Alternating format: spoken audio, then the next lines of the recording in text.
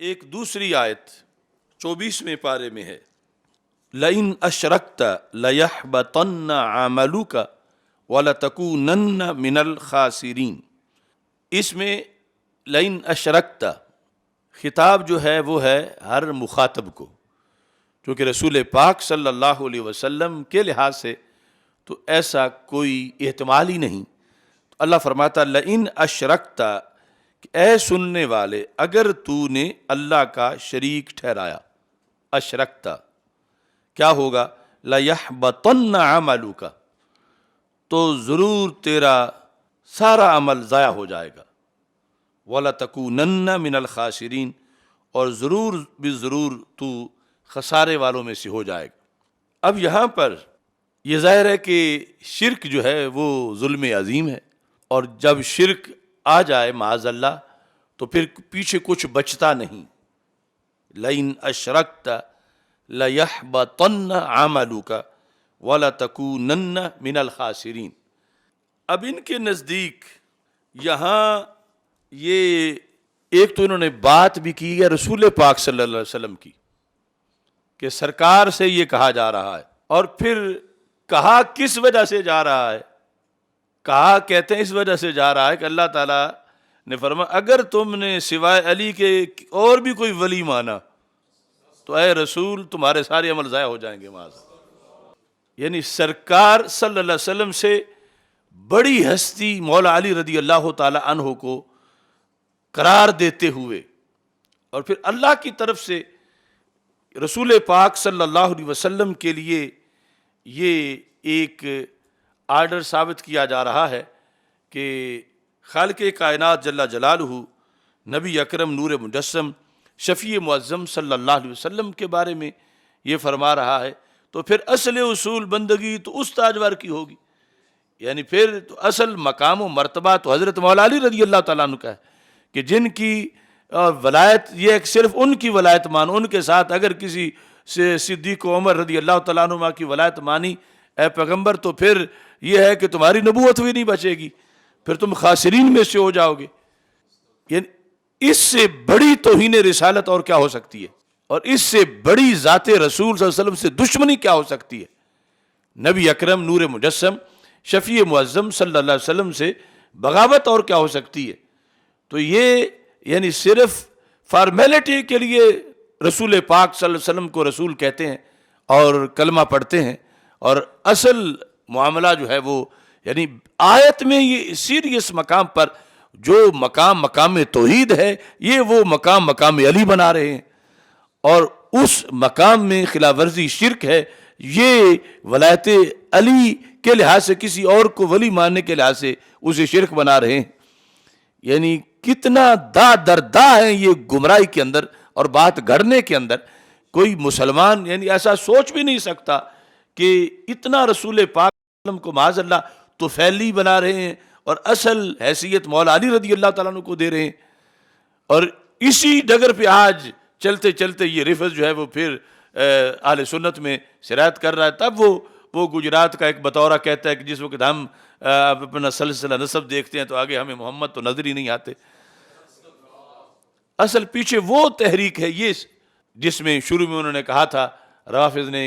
کہ فرشتے سے غلطی ہو گئی تھی، واہی تو لانی مولا علی رضی اللہ تعالیٰ عنہ پر تھی۔ یہ ہر جگہ ان کی یہ صورتحال ہے۔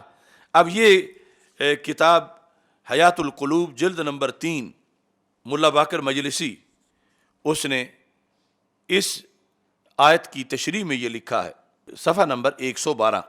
لئن اشرکت لیحبطن عملک ولتکونن من الخاسرین، اور پھر گھڑ کے ایک شان نزول بنایا ہے۔ یعنی جھوٹ بھی اتنا انداز سے بولتے ہیں کہ پہلے جھوٹ کا بھی پس منظر اور شان نزول بنا لیتے ہیں اپنی طرف سے۔ وہ یہ ہے کہ کہتے ہیں کہ نبی اکرم صلی اللہ علیہ وسلم کے پاس رب ذوالجلال نے جبریل علیہ السلام کو بھیجا، اور سبب یہ بنا کہ معاذ بن جبل رضی اللہ تعالی عنہ نے رسول پاک صلی اللہ علیہ وسلم سے یہ کہا کہ شریک کن در ولایت علی دیگراں را تا مردم میل کنند بقول تو، اب ان باتوں کو بیان کرنے میں بھی پھر آگے خطرہ ہے کہ کسی کے دل میں یہ باتیں ہی نہ بیٹھ جائیں جو ان کے گھڑے ہوئے شان نزول ہیں، کہ کہا کہ اللہ کے رسول صلی اللہ علیہ وسلم آپ کا کلمہ زیادہ لوگ تب پڑھیں گے جب آپ یہ ولایت میں صرف مولا علی کو نہ رکھیں اور بھی ولایت میں لوگ شامل کریں، اور آپ نے صرف مولا علی کو ولایت میں رکھا ہوا ہے۔ یہ تجویز دی حضرت معاذ بن جبل رضی اللہ تعالی عنہ نے کہ اور بھی ولی ہونے چاہیے، آپ کے اوروں کی بھی ولایت ہونی چاہیے۔ تو یہ لکھتا ہے کہ اس پر جبریل علیہ السلام کو اللہ تعالیٰ نے بھیج دیا، کیا کہہ کر، یہ لفظ آپ سنیں، رسول پاک صلی اللہ علیہ وسلم کے پاس جبریل آئے کہ اللہ فرما رہا ہے اگر با علی دیگرے را شریک گردانی عملے تو حبت می شوات، کہ اگر تم مولا علی رضی اللہ تعالیٰ عنہ کے ساتھ کسی اور کو شریک کرو گے ولایت میں تو تمہارا عمل ضائع ہو جائے گا، نقل کفر نہ باشد، اگر با علی دیگرے را شریک گردانی عمل تو حبت می شود و نمی تواند بود کہ خدا پیغمبر را بسو اہل عالم بفرستد و او شفیع گناہگاراں باشد و ترسد کہ او شریک با خدا قرار دہد، یعنی اللہ کے ساتھ شریک ٹھہرانے کی بھی وہ یہی صورت بنا رہے ہیں کہ اگر اللہ کا حکم ہے کہ مولا علی کے ساتھ کوئی شریک نہ ٹھہراؤ ولایت میں، تو اگر تم نے مولا علی کے ساتھ کوئی اور بھی ولی بنا لیا تو یہ گویا کہ تم نے اللہ کے ساتھ شریک ٹھہرا لیا معاذ۔ اور یہاں تک یہ لفظ لکھ دیے، پس مراداں کے شریک گردانی در ولایت علی مردان دیگر را لئن اشرکتا، کہ اگر تم نے شرک کیا تو اس کا کیا معنی ہے، پس مراداں کے شریک گردانی در ولایت علی علیہ السلام مردان دیگر را، کہ اگر دوسرے لوگوں کو تم ولایت علی میں شریک ٹھہراؤ گے تو تمہارے تو عمل ضائع ہو جائیں گے، نبوت چلی جائے گی، سب کچھ خسارہ آ جائے گا۔ تو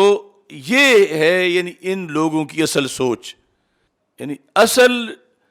یہ صورتحال کے جو ایک سمجھی جاتی ہے کہ یہ صرف حضرت صدیق اکبر، حضرت فاروق اعظم، حضرت عثمان غنی رضی اللہ تعالیٰ عنہم ان پر مولا علی کو مقدم کرنا چاہتے ہیں، یہ بات اس سے بھی آگے کی ہے،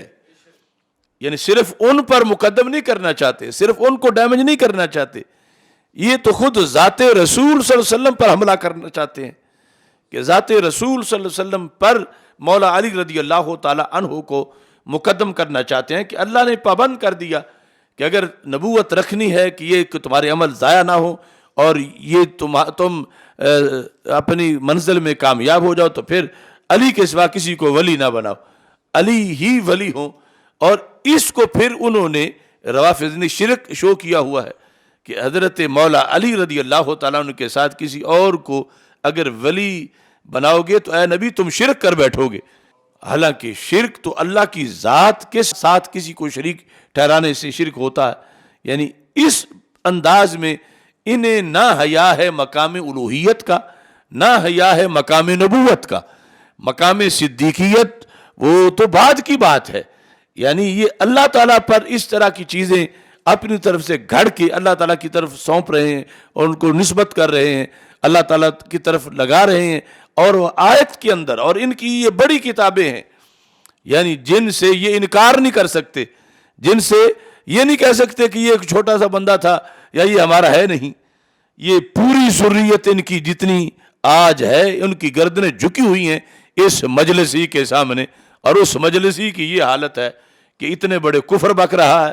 اتنی بڑی توہینیں کر رہا ہے، اللہ کی شان پہ حملہ کر رہا ہے، اللہ کے رسول علیہ السلام کی شان پہ حملہ کر رہا ہے، اور ثابت کیا کرنا چاہتا ہے کہ میں محب علی۔ تو ایسے محب علی کی کیا حیثیت ہے کہ جو محبت علی رضی اللہ تعالی عنہ کی آڑ میں الوہیت کا منکر ہو رہا ہے، اللہ کی الوہیت، اللہ کی توحید پر حملہ کر رہا ہے، اور پھر رسول اکرم نور مجسم شفیع معظم صلی اللہ علیہ وسلم جن کے طفیل سب کچھ ملا، سب کسی کو مولا علی ہیں، بڑی شان والے ہیں، لیکن سب سرکار کے صدقے ان کو ملا ہے، اور یہ مولا علی کو ایسی ہستی بنا کے پیش کر رہے ہیں کہ رسول اکرم نور مجسم شفیع معظم صلی اللہ علیہ وسلم پر لازم تھا کہ ان کا ادب کریں، احترام کریں، ان کے مقام و مرتبہ اور ولایت کے لحاظ سے یہ رکھیں موقف کہ صرف وہ ولی ہیں اور کوئی ولی نہیں، اگر اور کسی کو ولی کہیں گے تو شرک ہو جائے گا. یعنی یہ ایک ایک بات ہزاروں کفریات کو مستلزم ہے کہ جس کی بنیاد پر آگے فتور ہی فتور ہے، فساد ہی فساد ہے.